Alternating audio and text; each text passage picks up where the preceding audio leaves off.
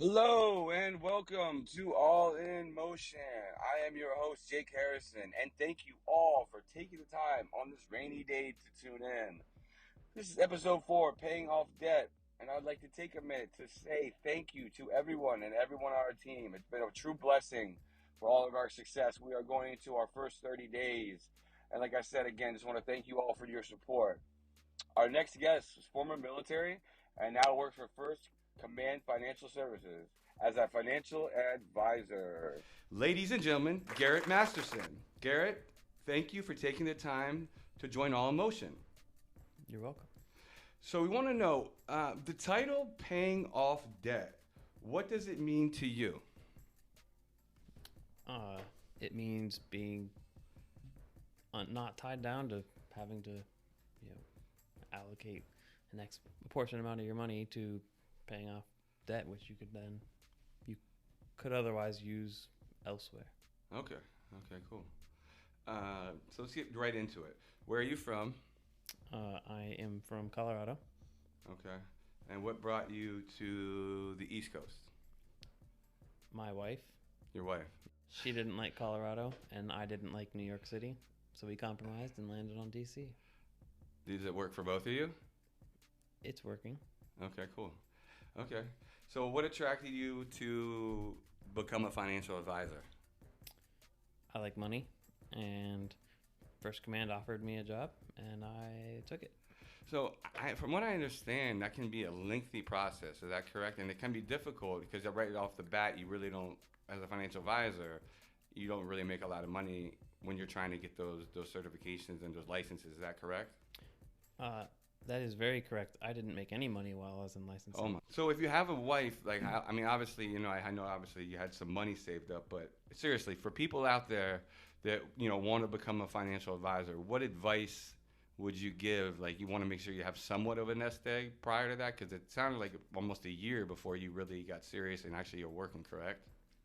Yeah, so I started January of 2020 with the licensing, and I didn't start working until September of 2020. Okay. So it took me 9 months. And I know you were back and forth from New York to, I think, do you mind going over? Not that, I mean, I think it's important if people want to pursue this type of career. What type of licenses do you have to get to be a financial advisor? I hold the Series 7. And if you don't mind, not to cut you off, what do these people can understand? They have no idea what Series 7. If you Google it, but what do all those series mean? If you don't mind me asking. Series 7 allows you to do like brokerage trades, and Okay. that's the overarching. It's either that or the Series 6. They let you trade mutual funds and stocks and all things brokerage.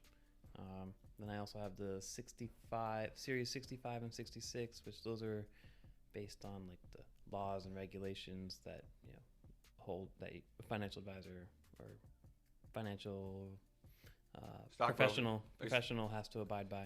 Commodities trader, stockbrokers, not the same licenses, but similar, some of them. Yeah, so there's a whole. I mean, I don't even know how many licenses. But similar to what it would be to be a financial advisor, it's a stockbroker, for example, or a commodities trader. They have to have licenses to do that. Right. Yeah. Okay.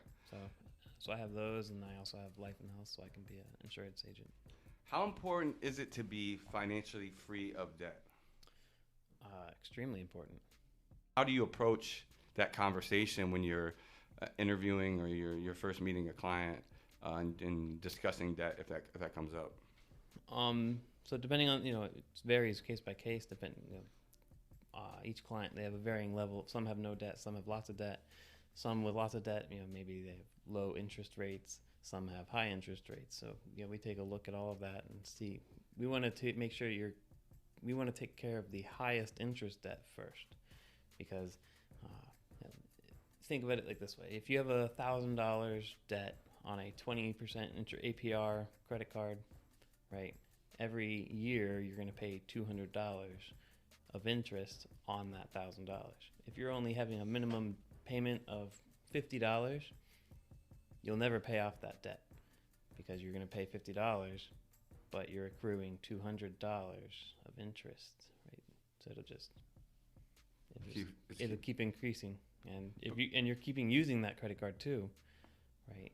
So we aim to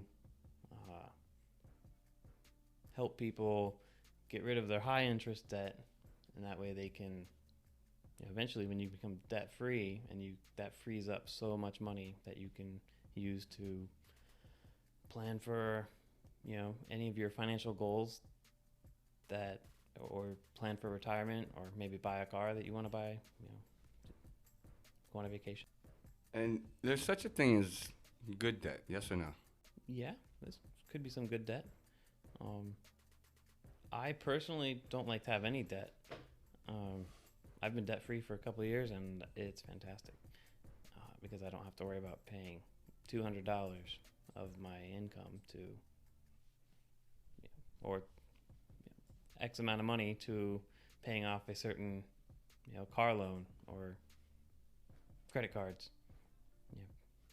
Sometimes it's inevitable, but we like to, as financial planners, financial advisors, we like to help our clients accrue like a nice cash cushion that you can use as a buffer to help pay for those short-term emergency needs that come up.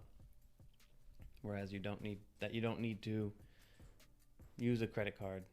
We recommend you use a credit card, but you pay off every month. And you don't have a balance standing, so you can gain those benefits of a credit card. But We kind of talked about it. Is there a maximum amount of debt someone could take on, if that makes sense? Do you ever talk about that?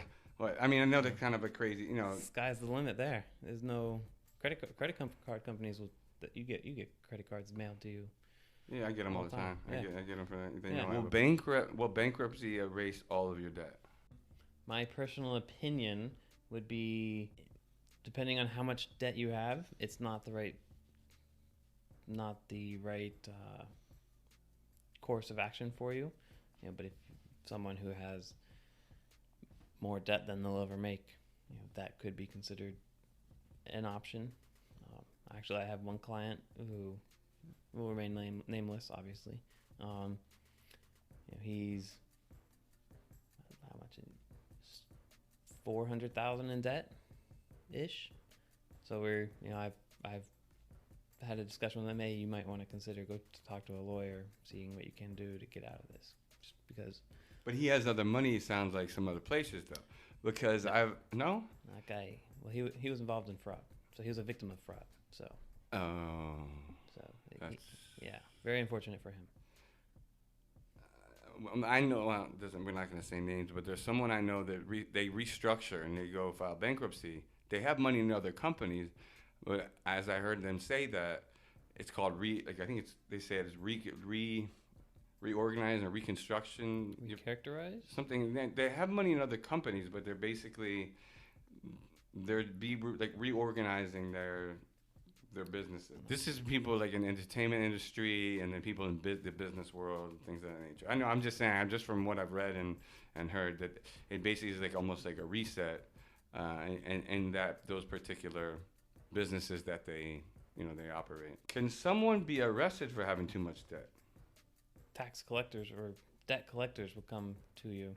They'll come after you for your money. That sounds like that gets into something. I don't know if you talk about. It's a little bit like repo when they come and take your car. That kind of falls into something like that, right? Yep. I feel like there's a lot of debt, personal debt, in this country. Probably, if we look at the rest of the world. I mean, you got people that I know. I was talking to somebody recently, and they said for the fact that they bought this on really nothing. They got a huge interest rate, 30% on a Mercedes or a BMW. I mean, that's crazy. That's insane. But that's a really big problem in this country. I mean, I think we have trillions of dollars of debt. Yeah, we do have trillions of dollars of debt as a country. I wouldn't go so far as to compare us to other countries in terms of like on a personal level, like you or the average citizen having more debt than another country's citizens. But I would agree that there are a lot of people in this country who do have a lot of debt. I think kind of the drivers behind that are, credit cards willingly going out and giving them, people not knowing, understanding fully. A lot of young adults, they go out and get these credit cards, but they don't have, maybe they don't have proper credit score or no credit, right? And those car dealerships, that Mercedes, 30%. When I was a kid, when I was when I was 18, I got a car. I had a 17% interest rate on that. I didn't know. I was like, I want a car, and so I got a car, and little, what, it was a $15,000 car, and I was making $500 monthly payments on that. Yeah, that happens a lot. It happens a lot. And then so there I was, 17 years old, in the military. What was the payment, the monthly payment on the car? 500 something. Yeah. But you're basically just made enough money just to pay the car, and then nothing else left over to even pay anything. Yeah. So I mean, I was in the military, and I was brand new in the military back then, and they don't teach that in the military, do they? No, they don't. They didn't teach that. I mean, they don't really teach that anywhere. They don't teach that in college. They don't teach that. Right. So you just have to learn from your parents or from just learn the hard way, I guess. Sometimes I learned the hard way. So that's a big problem, right? I'm stuck with. I wanted a car, and I got wasn't a fancy car. It was $15,000, but I have a $500 payment a month for 3 years, and back then I was an E3 in the military, so I was making $800 a paycheck, and so there goes a third of my salary just to the car, right? And so I had $1,100 left over for the rest of the month to live off of. And that included paying other bills and everything else. So there was many years that I was living paycheck to paycheck, and because I was stuck with that high interest debt.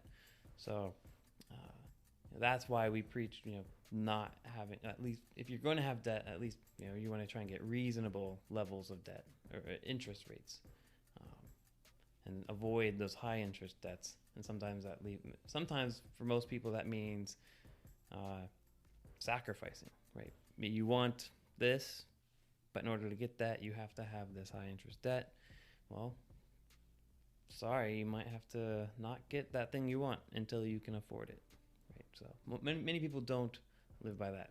A lot of things I see, many people live above their means, and that's the biggest problem. And they see what they want, and they gotta have it, regardless of the cost. So what advice would you give to this generation, or feedback to, from what you experienced, not to have to experience what you did? Some people are young today in social media, and they don't, that's all they really know. I feel like what kind of feedback would you give to young people today, or just anyone, to not go through that experience? Yeah, you'd have to learn how to live within your means, right? You recognize that you make a certain amount of money and prioritize what you need in order to live a normal life, a proper standard of living. And for our new clients, actually new and existing clients that I have, every meeting we go through a budget analysis, and not every meeting, but we go through a budget analysis and see where their budget is, all right, and then all right, this is what you need to maintain your current lifestyle, right? And so recognizing what your lifestyle expenses are, and then if you have any debt, well, you need to seek ways to eliminate that debt, rather decreasing the interest rate, and if you can't, then you're gonna have to sacrifice something from your lifestyle expenses, right? And I don't know, that means less Chipotle, or less going out, less alcohol, right? Less. maybe you're gonna have to cut off the internet for a month. That's actually really interesting. You bring that. I have all different types of friends, but I have one friend in particular, and he came around a lot. I remember we had these conversations and going out, traveling to either Miami or New York. I think you and I spoke about this before, and you go out to and even Las Vegas, but if you're going out and you're going to clubs and you're renting out hotels in New York City, I mean you can bet that like a weekend, 2 or 3 days is gonna be an easy $1,000 to $1,500. I mean in New York, I mean if you do drink, those drink tabs. I mean you go out until 3 or 4 o'clock in the morning. New York you can stay out there until 5 or 6 o'clock in the morning, and that tab will run you $500-600. Because you're paying for girls, maybe you're paying for your friends that are with you, and then we'll step it up one. We want to get bottle service. You want to get VIP bottle service. Okay, you try to negotiate. Give you a bottle of champagne, 2 bottles of, let's say, Ciroc. That's $1,000, $1,500, depending on what club you're at in either Manhattan or Brooklyn. Yeah, you got it. But then you go back home and you're like, wow, where did? Well, hold on. Go ahead. So you're at the club, right? And you get that tab. You have $1,000, $1,500. We'll just keep it at 1,000. Usually they split it. People, whatever. It's $1,500. $1,500. So all right. So you split it, right? You're with a group of 4. Right. Okay? Right. So $1,000 split among 4. That's $250 on your tab, right? That you're paying. Right. Now, what are you going to put that on? In terms of what? How are you going to pay for that? You're saying if you don't have it. What are you going to put it on? Well, if you have it, how are you going to pay for it? I mean, you're saying if you don't have, your credit. You're right. Credit card. Exactly. Right. And if you do that, every weekend, right? 4 times a month, right? Now you have $1,000 on your credit card. If you don't pay it off on time. And if you don't pay it off, before when the month resets, you could pay the minimum, but they're gonna put that interest on that. You're right. You'll pay the minimum, sure. But they're still gonna charge that interest on the balance, of course. whatever that balance is. Yeah. And I have a client I was working with last week. He showed me some of his credit card bills, and one of them, he has $10,000 on a credit card and 24% interest rate. Wait, stop. So he has $10,000 right now currently on one credit card. Yeah, that's only a portion of his credit, his debt. But this example. So does he pay any of it off monthly, or is it just a reoccurring? Is it like what do you call it when it's he pays $200 a month. But he doesn't pay the balance off. He's not paying the balance off. He still has a balance of $10,000. Like if you have $10,000 on your credit card, right? We're in October right now, right? So you have $10,000 in October. November rolls around. You still have $10,000. You're gonna get charged, and in his case, he has a 24% interest rate. He's gonna get charged 24% on $10,000, so it works out a little differently. But his bill was $280. That's the interest applied on that amount. Just the interest was every applied. month. That's every month. Right. So what's the conversation you have with this client? My conversation with him was, we need to get you a debt consolidation loan, because even. Why can't he settle the balance and they'll take? I mean, it messes your credit up. But because I'm not going to get into it, but I know someone that's done that. If he can settle the balance, because you know what they do, they'll take a lesser amount and close the account. But here's the catch. They'll I know it's funny. What they do, they'll settle it for they'll be like, okay, we'll take $5,000, we'll close the account, but that goes on your credit for 7 years. Oh yeah. But I'm just saying, if he wants to work it all and he wants to pay it, that would be the smart thing to do. Of course. But if that continues to keep, if he doesn't pay it down, if you're able to pay it off instantly, we would 100% recommend that, especially on a 24%. But in his case, he can't afford to pay $10,000 off right now, right? Which is that's why he has all this debt, right? And he has more than $10,000 of debt.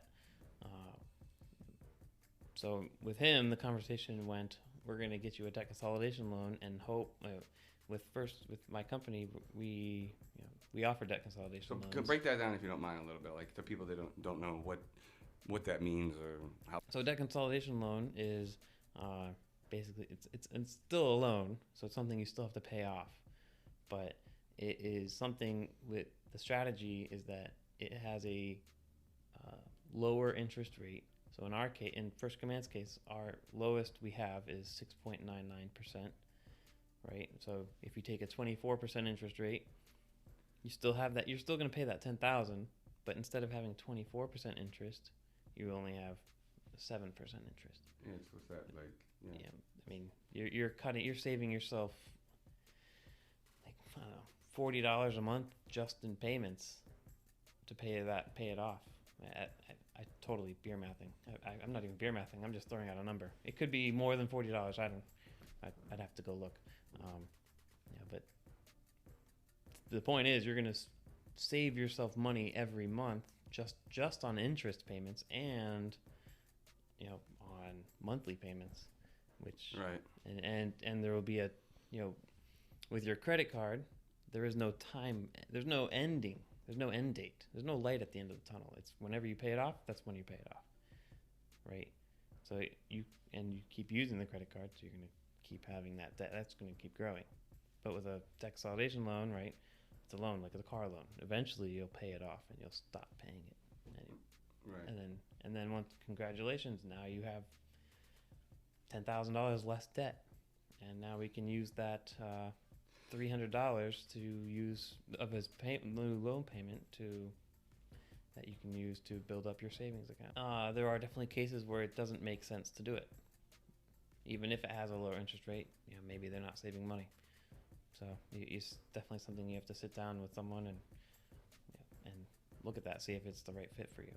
Because some people it's not the right fit. There's some people I work with. I'm like, yeah, you have a 15% interest rate, but you're not going to be saving money on a monthly payment, so there's no need to do it, because you just need to be diligent and knock out that debt. So how can people better manage their debt? It comes down to self-control. Well, yeah. And recognizing, again, figure out your budget, figure out what that looks like, compare that to how much you make, and see what that delta is, and if you're at a negative delta, changes need to be made to lower your expenditures. Because if you keep spending more than you're earning, than you're taking in, you're never going to climb out of that hole, and it's just going to get worse and worse. So, living within your means is the way to manage your debt. I want to get your opinion about what you tell your clients and your overall opinion as well when it comes to emergency savings plan or emergency savings fund. Yeah, so we actually, in our part of the process that I go through with my clients is making sure we build an emergency fund. So we have a detailed conversation about that, and depending on depending on the client, what job they have, depending on how secure that job is, the less secure, the more you want in your emergency fund. The more secure your job is, the little more flexible. So the more secure job, we recommend 3 months of emergency fund. For the less secure job, we recommend 6 months of an emergency fund. And that's based on your lifestyle expenses, as you said, the mortgage, the food, car problems. Yep. Is there anything else you want to touch on at all? Anything you want to push out about paying off debt, or anything in particular you want to share before we close it out? Working with my clients that I help, we definitely focus on a very strong, the primary focus, well, not primary, one of the big focus points at the beginning is we look at people's debt situation and see, because depending on what that is, right, that affects how we approach everything else, like investing and every other aspect. Because if you have high debt, a lot of debt with high interest rates, your investments cannot, well, they could, but no guarantees that you can earn more than your interest rates on your debt. So, if you have a 15% interest rate on a card or on your debt, but your investments are only getting 10% or 8%, right? You're losing 5%. Right. So we focus on getting rid of your debt first, and once we get that taken care of, or get it down to a manageable level, then we can focus on the rest. Cool, appreciate it. So lastly, how could people reach you if they want to reach you out for your services, sir? They can reach me via my email at gemasterson@firstcommand.com, and then or my phone number is what's my phone number? 571-319-0706. Cool. So Garrett, thank you so much for stopping by All in Motion podcast to share your story. It was a pleasure having you on, and we look forward to having you back.